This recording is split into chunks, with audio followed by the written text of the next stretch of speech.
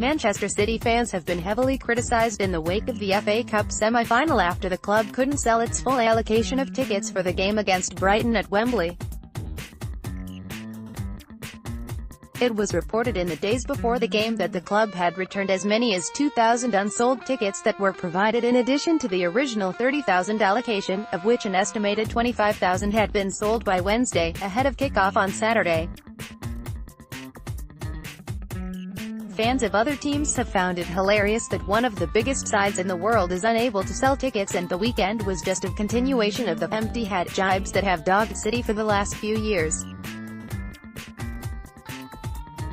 Strip away the context and it looks bad on City supporters. But view the situation for what it really is. The jokes are quickly shown to be ignorant to some of the real circumstances at play. There are several connected reasons why City failed to sell all of their tickets for the Brighton tie. At the outset, supporting a Premier League football team is an expensive pastime, and supporting a successful Premier League football team is even more expensive. For City, Saturday was already a third trip to Wembley of the season after playing in the Community Shield in August and the Carabao Cup final in February. Admission for Wembley games is not cheap. The return tickets were said to be the more expensive at £120 each, nor is travel from Manchester to London, food, drink, programs and everything else it entails. Missing out this time means that some might be able to afford to go to the final instead. Less plastic, that is prioritizing for those who cannot afford it all. Add to that the fact that City are also playing Tottenham in London in the Champions League quarter-finals this week, at more significant expense. Given that midweek away trips will also require fans to take time off work to get there, some might not only be spending vast amounts of money, but not actually earning any that day to compensate either. Furthermore, City remain one of the favourites to win the Champions League this season, so an additional trip, this time abroad to either Turin or Amsterdam, lies ahead if the club gets the better of Spurs over two legs. Then there is the possibility of the final in Madrid to consider. Let's face it, if your club had a semi-decent chance of reaching the Champions League but you only have a limited budget to spend, would you skip a domestic semi-final if it meant you could afford to go the big one later in the season? It's basically a no-brainer. Generally speaking, people in the north of England don't have as much money as the south, and City in particular have a reputation as a club with a local and largely working-class fan base. To expect people to be able to follow in their thousands everywhere the team goes is unfair.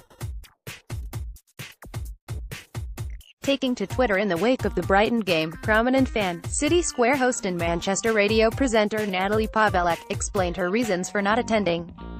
Having revealed an initial hesitance to speak up over fear of being mocked, Natalie tweeted, "I chose to save the £200 I would have spent or the £400 my husband and I would have spent on our third Wembley trip this season. Life isn't cheap. We both work bloody hard, and spending that much money in one day is a luxury." She described being ashamed for the media that has peddled the narrative, adding, "I will be at Wembley for the final. We will budget the money. It won't just grow on a tree. We will also find a babysitter for our 18-month-old son and a dog sitter for our 2 dogs.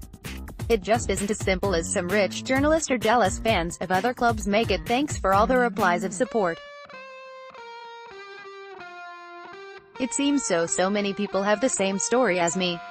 I totally appreciate people saying I don't need to explain or defend myself. I do think it's important people understand though, and maybe think twice before mocking again. Natalie Pav, Natalie Pav, April 8, 2019. One of the reasons City might struggle to sell full ticket allocations is that their fan base, while incredibly loyal, as proven by huge attendances in lower leagues, is simply not as big as those at rival clubs like Manchester United, Liverpool and Arsenal. The demand for tickets is therefore not as great because there are fewer supporters, and it means that when regular fans occasionally have to pass, there isn't the same volume of people waiting in the wings desperately hoping to pick up the extras. It is indicative of the sheer speed at which City have grown over a 10-year period. Most successful clubs usually have the most fans, but City's pool of support just hasn't had time to catch up.